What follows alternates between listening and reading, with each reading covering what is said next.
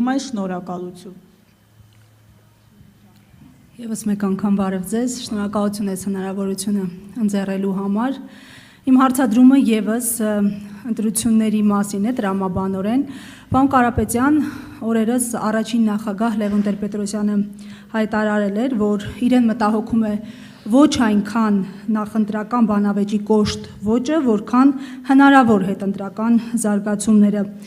Դուք որպես ներկայումս ամենաբարձր վարկանիշ ունեցող քաղաքական ընդդիմադիր ուժի առաջնորդ, ինչ սցենարներ եք կանխատեսում այս առնչությամբ, եթե իշխանությունը դիմի որևէ մեքենայության եւ հայտարարի ՔՊ-ի հաղթանակի մասին,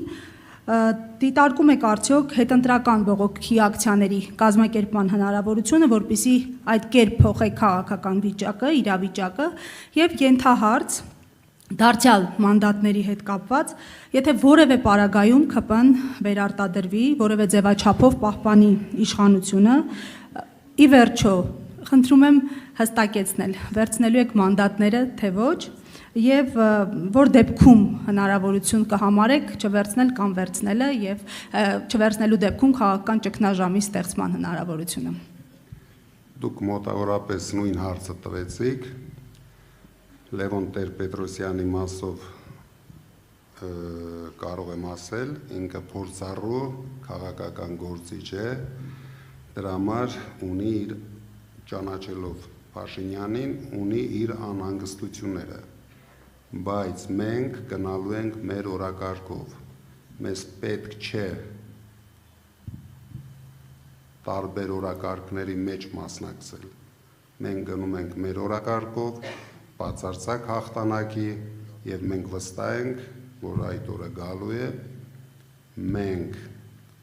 ստանալու ենք հաղթողի մանդատը եւ ձևավորելու ենք կառավարություն։ Բայց նաեւ պատրաստ եք հետընտրական զարգացումների, քաղաքական ակցիաների կազմակերպման հնարավորություն տեսնում եք, թե ոչ։ Դե գիտեք, հիմա այսօր մենք քննարկենք, թե ինչ է լինելու ընտրությունից հետո դրանից 1 ամիս հետո դրանից 5 ամիս հետո, եկեք մենք սևեռվում ենք ընտրության, նախապատրաստվում ենք եւ գնում ենք ընտրությունների։ Մենք հիմա դրա մասին պետք է մտածենք։ Հաստատ դուք իմացեք, մենք պատրաստ ենք եւ պատրաստում ենք ցանկացած քայլերի։ Դրանից ավել ես չեմ ասելու ձեզ։ Շնորհակալություն։